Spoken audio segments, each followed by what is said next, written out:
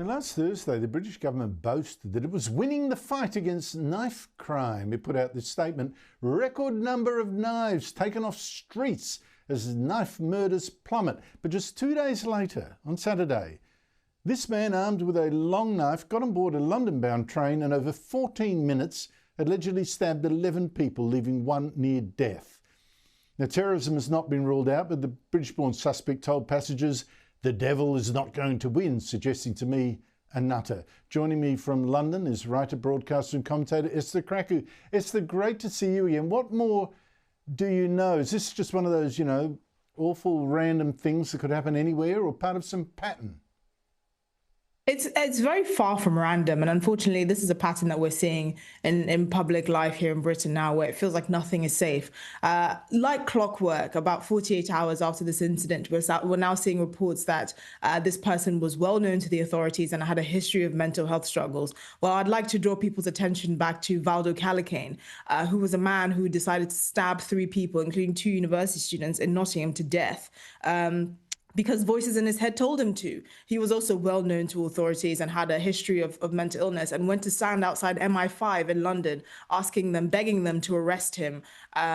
You also saw a similar story with Axel Rudikabana, who also had a serious history with mental health illnesses, so much so that social workers couldn't attend his house without a police escort, and that his family had reported him to the PREVENT program, which is the UK's anti-terrorist program. This is a young man who went on to stab 3 young girls to death, 6 and 7-year-old girls attending a Taylor Swift dance class. And people remember this because this was probably the catalyst, or this was the catalyst for last year's summer riots near Liverpool last year. And this is unfortunately looking like it's coming to a similar pattern. And what you see is a combination of the fact that the British state just doesn't have the resources to protect the British public in the way that it should. And also public services with regards to mental health are woefully inadequate. This person saying that the devil will not win clearly is indicating that he has severe mental health issues. But when you look at the nitty-gritty of it, the uncomfortable truth is public health officials are, like we see in many cases in the UK, very scared to identify publicly and to act on the fact that there's certain group-based incidents or higher levels of group-based incidents of particular types of illnesses. So, for example, when it comes to inbreeding, for example, in the UK, and where you see certain groups presenting higher levels of birth defects because there's a higher level of cousin marriage. I'm talking about mainly people of Pakistani heritage in the UK. You have politicians scared to say, stop marrying your first cousins. It's costing the NHS a fortune because you're having children after generations of first cousin marriage that are born with birth defects.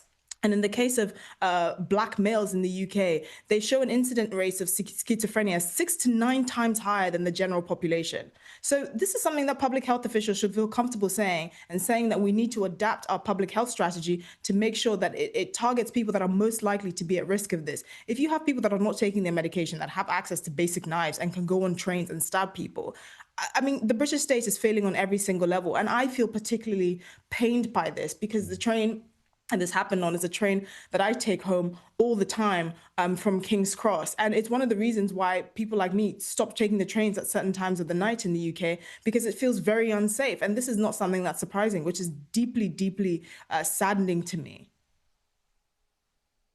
Yes, I suspect the higher incidence of mental illness or schizophrenia in the black community may have something to do with drug use. I don't know. I don't know if it's inherent. Well, that's one of the indicators, the higher use of cannabis and the fact that it's become basically more and more commonplace.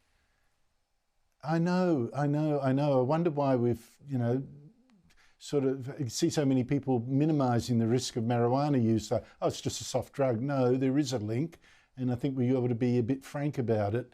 The disgracing of the Andrew, who was formerly known as Prince, Esther, he shows no sign of stopping. The King's brother has already been stripped of his title Duke of York, then his title Prince.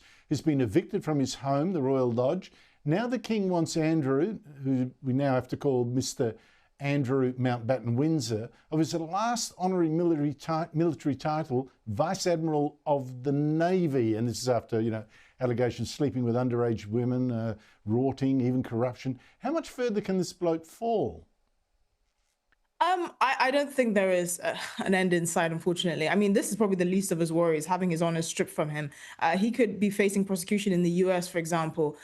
Here in the UK, he's being investigated by the Metropolitan Police for allegedly asking his personal protection officer, which is a tax-funded police officer, to dig up dirt on Virginia Giuffre to the extent that allegedly he had access to a social security number, which is an offense in the US, to have access to someone's social security number unlawfully. So, I mean, if they really wanted to take this to its logical conclusion, he could be not only testifying in whatever cases that are coming up with victims of Jeffrey Epstein, but also testifying to why he potentially, allegedly, had Virginia Giuffre's social security number. With regards to his military honors, I think there's a hard line there because you don't want to set a precedent that when someone is disgraced, their military service becomes basically moot. He did serve in the military, he did serve in the Falklands, and I think that's something that we should draw a hard line under. It's something that no one can take away from him. And I think public service in the military should not be subject to kind of whether you're in good public standing or not. And I think it's the same argument with Prince Harry, in as much as he's fallen out of favor with the British public.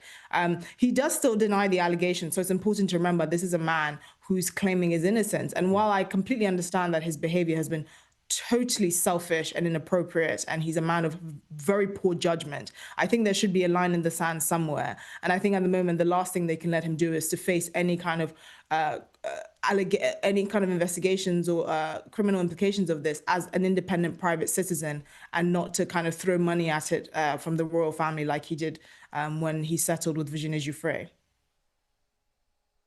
Well, look, I think you make two really good points there. One is he's not been convicted, and your reference to the Falklands is about that Times report, a report in the Times that Andrew could even be stripped of the medal he got for serving in the war as a helicopter pilot. And I agree with you, that would strike me as very unfair. If he's earned that, serving his country in war, he earned it, however horrible he might turn out to be. That is, I think, absolutely true. I think this is getting a little bit vindictive then.